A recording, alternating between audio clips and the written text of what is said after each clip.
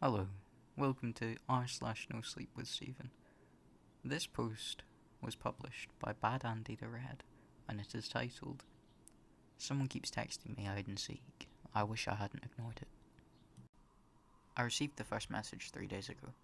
I was on my break at work, and I got a text notification. It was odd, it was from an unknown number. Normally, I ignored those sorts of messages. Spammers and the like usual showed up with those types of auto texts. But this one was different.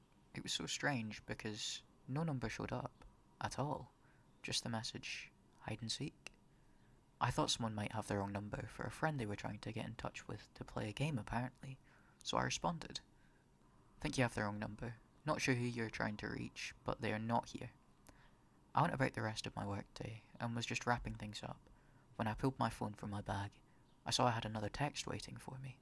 Same number, or lack of number. It was just another blank line where a message should display, and the message, hide and seek. I was confused and slightly annoyed, so I responded again. Like I said before, I think you have the wrong number. Who is this? Who are you trying to get a hold of to play hide and seek? I waited, staring at the screen for a minute, and I was about to put it away when I saw a response. You. Hide and seek. My patience had reached its limit, and I figured if they wouldn't answer, then I would just block the non-existent number and hope it would work.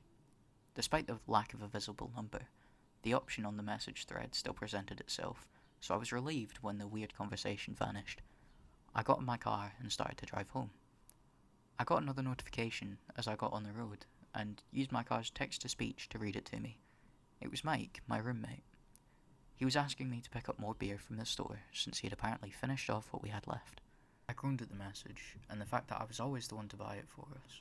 It was getting old, but I needed a drink after the night I had, so I sent him a message back saying, "I can this time, but if you're going to keep drinking everything we have, you better start paying for it." I stopped by a nearby gas station close to our apartment and grabbed a case of Miller and continued home. As soon as I got back in the car, I received another text. I was getting annoyed already, since I figured it was Mike complaining about being out of something else, but instead, as the text-to-speech read out the message, I knew it was something else. Seek. Drink. It made sense now, and I immediately called Mike. He answered after several rings and sounded stoned. "Hey man, what's up? Did you grab the beer?" "Yeah, I did. Are you messing with me? How are you sending those messages? When I call you, I can see your number, but not when you send that weird text. What kind of app are you using? Also, what is the point? I'm not home yet, I can't play hide and seek. Never mind that, I'm not 5 years old." The seek drink thing was a bit of a giveaway for whatever weird game you're playing. There was a brief pause and he responded, "Not sure what you mean, man. I didn't send anything like that. Weird, who wants to play hide and seek? Anyway, get home, man. My buzz is fading." He hung up on me, and I was even more confused. If he hadn't sent me the message, who did? I drove home, feeling a little on edge.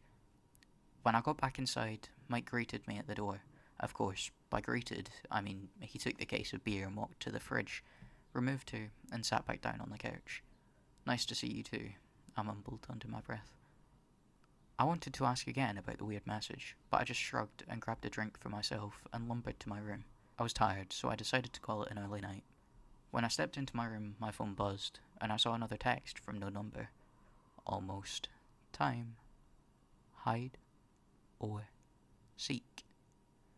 I was getting creeped out at this point. I didn't know how the message kept getting through after blocking it. I decided to respond again. "Stop messaging me.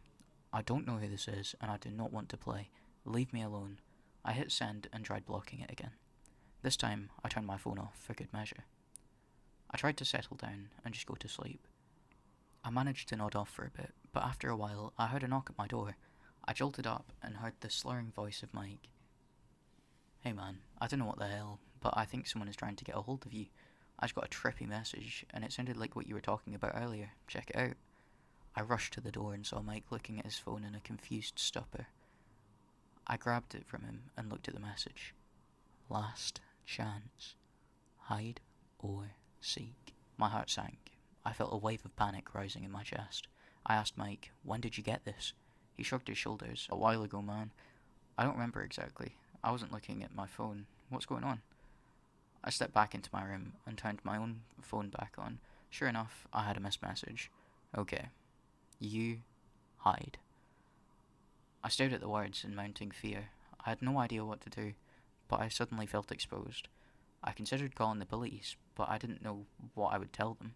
Nothing bad happened, only a creepy text thread. Yet, something felt wrong, like something bad was about to happen. I looked over at Mike, and he looked confused and a bit paranoid as well. Before I could try and explain things, the lights went out. At first, I thought it might be a power outage. Then I heard the slow creaking sound of the front door opening, despite being sure I had locked it when I got home. Terror gripped me and I knew something was very wrong.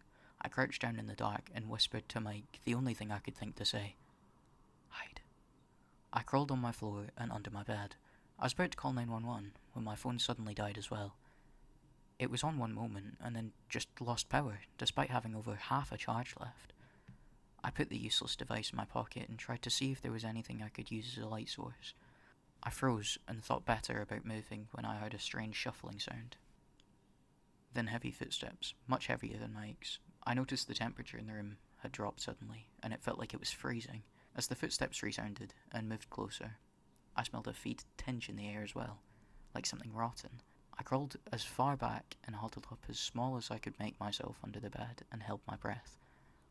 I heard my closet door gently shutting and thought it might be Mike hiding in there. Then the heavy footsteps picked up the pace. I suddenly realised if I could hear the door closing, whatever the hell was in here with us could hear it too. I considered calling out to Mike to move, but fear froze my voice. The heavy footsteps were in the room now. Despite my efforts to try and see what stalked us, I could not make anything out. I sat there, silent and immobile, holding my breath and waiting. After several long moments, I thought we might be safe. Then I heard the door to the closet break and shatter. Then Mike screamed, a haunting and nightmare-inducing shriek. Something had found him. The cry of terror was certainly silenced. I didn't hear anything violent, just the scream and then utter silence.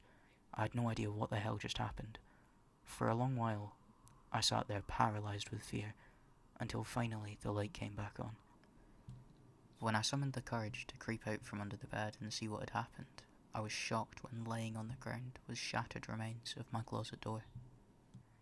Despite the ruin of the door, there was no traces of anyone or anything else. Mike had vanished. I slowly called out, louder and more emboldened, as I moved into the hall, where the light was on again. No one responded. No one else was there. I stumbled through the apartment, searching for my roommate, but he was gone. Worse still, I had no idea just where the hell he had gone. No trace of Mike has shown up in the last couple days since it happened. I don't know if anything will. I think he can finally be declared missing, but I don't know if it will do any good. It was impossible, but whatever had broken into our place had found him, and now he was missing. He had lost hide and seek, and that thing, whatever it was, took him away. The entire nightmare is unbelievable, yet even now, as I write my friend's impossible disappearance, I'm shocked when I receive another text. Hide and seek?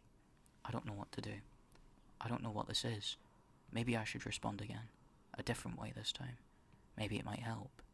Might keep me safe from whatever or whoever is doing this. Perhaps I can find out. My reply is one word. Seek. Thank you for listening. If you enjoyed, make sure to like, comment and subscribe. And as it says, all stories read in this video will be linked in the description.